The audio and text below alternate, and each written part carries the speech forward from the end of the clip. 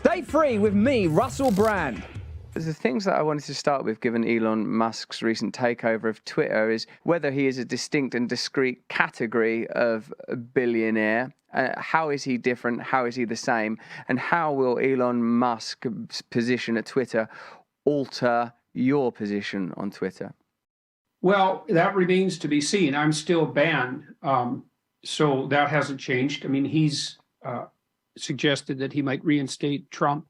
Whether or not that means he'd reinstate me is a matter of question.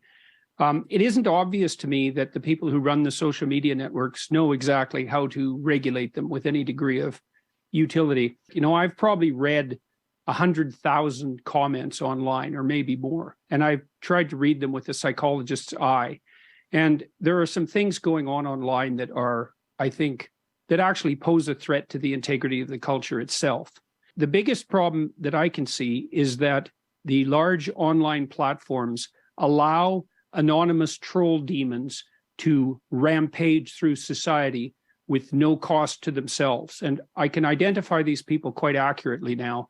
This will make a number of the people who are watching and listening uncomfortable because they'll be in the list of people who do this sort of thing. So the first thing is they have an anonymous name. The second thing is the anonymous name usually has something psychologically significant about it in a very negative direction. So it's self-denigrating, or it's demonic, or it's otherwise offensive, and purposefully so. And then the people who are utter cowards, likely to be narcissists and Machiavellians, resentful people sitting in their basement at home, dwelling on their misery and doing everything they can to spew toxicity out into the world.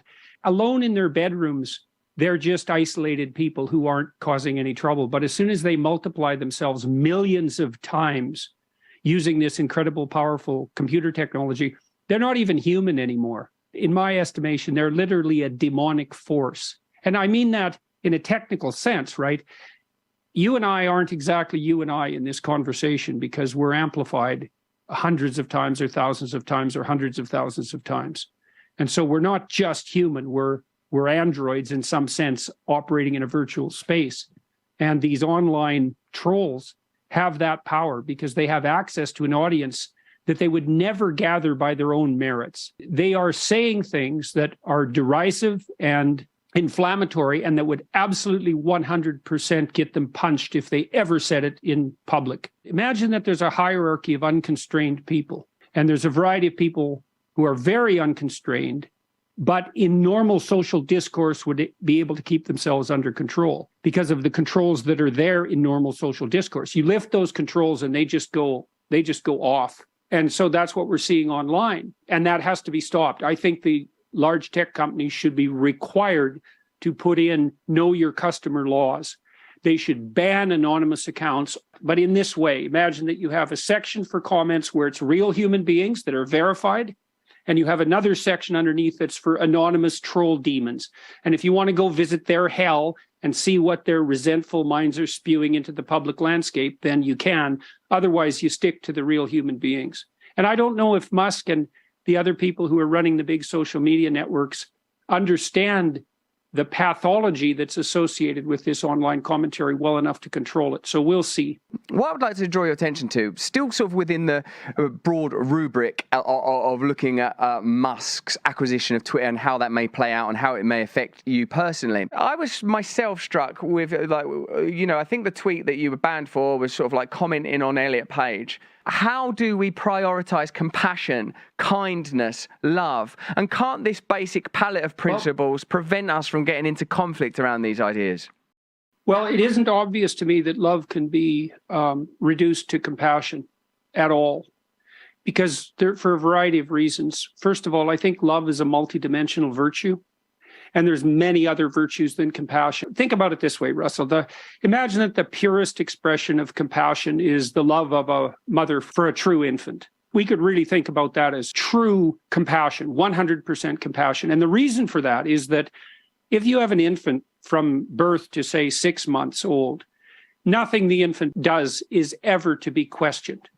The proper response to the infant is whatever the cause of their distress, you immediately prioritize its reduction. But then as the child starts to develop, and as soon as it becomes capable of its own voluntary movement, as soon as it becomes ambulatory, its nervous system starts to change, of course. But then there are other elements that have to be introduced into the relationship to make it a relationship of proper love. And some of that's judgment, which is often considered antithetical to compassion. And some of it's encouragement. And encouragement has a fair bit of judgment in it, because when you're encouraging someone, you're not exactly being compassionate for who they are. You're doing what you can to facilitate who they could be. And what you're doing constantly when you're encouraging someone is prioritizing who they could be over who they are. And that's an element of judgment. And that judgment, you might say, if you're not thinking about it precisely from the religious perspective, is your own ability to decide which parts of you should go. Then the question is, are you compassionate for who you are? Or are you compassionate for who you could be? And the second is just as important, or maybe more important. And when that's applied to the self, I can see that the requirement for this judgment, the great success you've had in, clean your room, stand up straight, these kind of edicts offered to young men or young people who require discipline, I can see the success of that. But Jordan, I feel that when it becomes an outward strike of like, this person should not have done this thing, this is the impact these actions will have on the culture, this will lead to this kind of denigration, this will lead to decisions that are, in my view, palpably wrong. I feel that this is where we have to redress an imbalance around compassion. I feel that Elliot Page should be able to do whatever Elliot Page wants to do, and that my only role is to say, I recognize that I don't understand, and why would I understand? There are less obvious things that you could never understand about me. They're less evident and obvious, and for me, the basic principle of kindness and compassion is going to be my guide when dealing with Elliot Page and when posting something about Elliot Page. I do have recourse to the idea of, what do I want Elliot Page to feel? Happy, accepted. That's what I want Elliot Page to feel. And if there are aspects of that I don't understand, then I'm willing to take the hit. When you think about your behavior on your YouTube channel, you're spending a lot of time in public criticism, and going after large corporations, going after those who are engaged in fascist collusion, and I think rightly so. I think that you're an extremely useful voice in that regard, and you're a critical voice, and you're a critical comedic voice, which is a good kind of critical voice, and not exactly compassionate, right? Because you're also using creativity on the humor side to make your point, and you're doing it in a playful way. And I think that playful criticism is the hallmark of the master critic.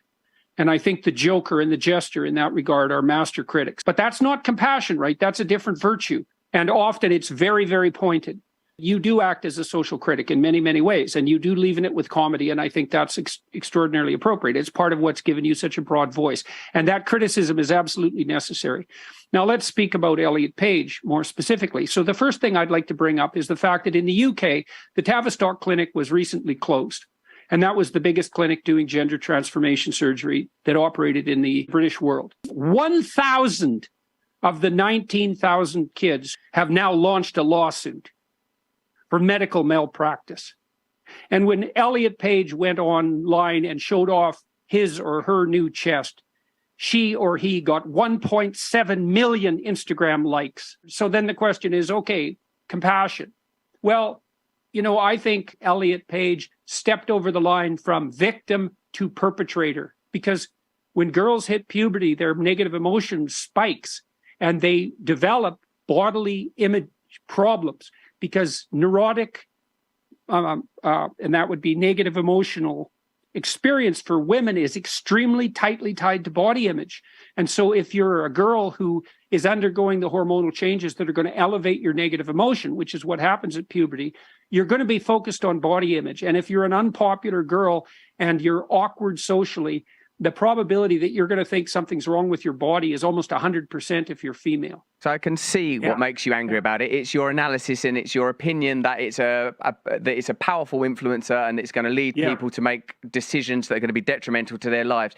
But the evident and palpable anger, I feel, diminishes your position, because now anger is in the conversation. I think you offer a great deal that is valuable and necessary, but I feel beyond the value and necessity of honesty, authenticity, and information that is underwritten by data data and experience, I feel that it creates more opposition to approach a matter like this in the manner that you have done. What are we going to anchor ourselves to ultimately, Jordan, navigating this space? Are we going to be participants in creating more and more ossified and oppositional camps, or are we going to create cartilage between us so that we can move between a room that Jordan Peterson is in and a room that Elliot Page is in and say, look, I believe in love, and I know it's complicated. I think you're beautiful and full of love. I really believe in that. And then when I sort of hear people being dismissive of you, it upsets me. It upsets me, and I see how you arm them.